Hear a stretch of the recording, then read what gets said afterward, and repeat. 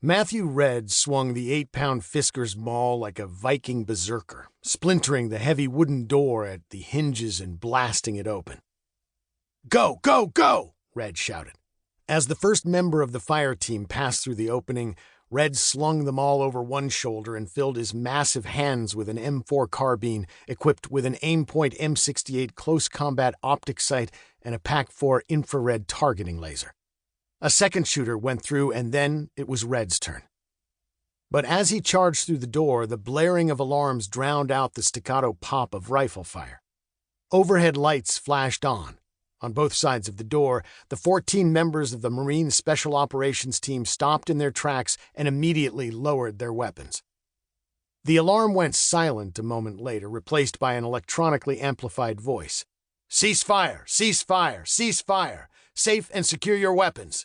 There was the briefest pause, and then, "Red, you broke my shoot house!" Red glanced up at the catwalk above. The range safety officer, Sergeant Baker, a grizzled-looking staff sergeant, face partially eclipsed by the bullhorn clenched in his right hand, glared down at him. The team commander, Captain Perez, stood next to the RSO along with the team chief, Master Sergeant Miller.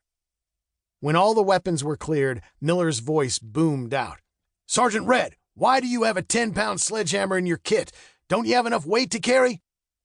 Red gripped the 36-inch-long fiberglass shaft in his oversized fists and held the tool up as if for inspection. He was 6'3", 240 pounds of muscle, and it looked like a child's twirling baton in his hands. "It's not a sledge, Top, it's a splitting maul." He rotated the tool, showing the heavy steel head, one side of which tapered into a wedge-shaped blade. "And it only weighs 8 pounds. Perez coughed to cover a chuckle, then leaned out over the rail of the catwalk. "All right, Sergeant Red, why do you have an 8-pound splitting maul in your kit? And why use it to breach that door instead of a shaped charge? We put those in your loadout for a reason." "Our orders are to take Willow alive, sir. You just put him in that room. Enough demo to blast the door might be enough to kill him. That's why I carry a maul in my kit, sir." "Sergeant Red? Sir, you nailed it. Outstanding. Thank you, sir." Perez liked Red. Though he'd only been with the team a little over a year, the kid had shown exceptional initiative. While his impressive physique led people to think of him as a typical hard-charging jarhead, all brawn, no brains, the truth of the matter was that he had brains aplenty. The stunt with the sledgehammer, splitting maul, he corrected himself, was proof of that. At first glance, it had seemed like a demonstration of macho excess, but the reasoning behind it had been solid.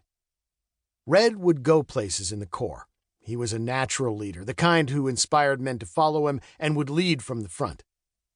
If he had a failing, it was his tendency to come across as aloof. He got along well with his teammates, but rarely socialized with them when off duty, which probably kept him out of a lot of trouble. Where most Marines lived for raising hell, pounding suds, and chasing tail, Red preferred to spend his free time working out or learning some obscure martial art, looking for a new challenge. None of that would keep him from putting rockers under his chevrons.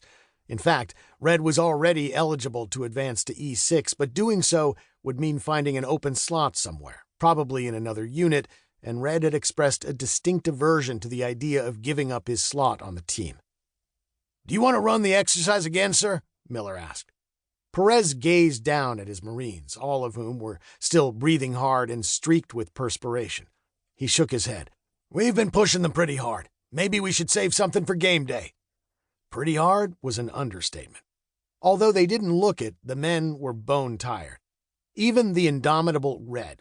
They'd been running training scenarios 14 hours a day for the last 3 weeks, prepping for the mission, running contingency scenarios ranging from halo jumping onto the objective to making a covert approach over land. For the last 9 days, they had run endless drills in the 41 area shoot house, which had been hastily remodeled to approximate the building they would soon be assaulting. "Game day keeps getting pushed back," the team chief countered. "This is the only way to keep our edge. You can only sharpen a blade so much before there's no steel left." Perez leaned on the railing and projected his voice down into the pit. "Listen up, Marines. You've done good work. Now I know you're all sick of being in a holding pattern. Believe me, I'm right there with you.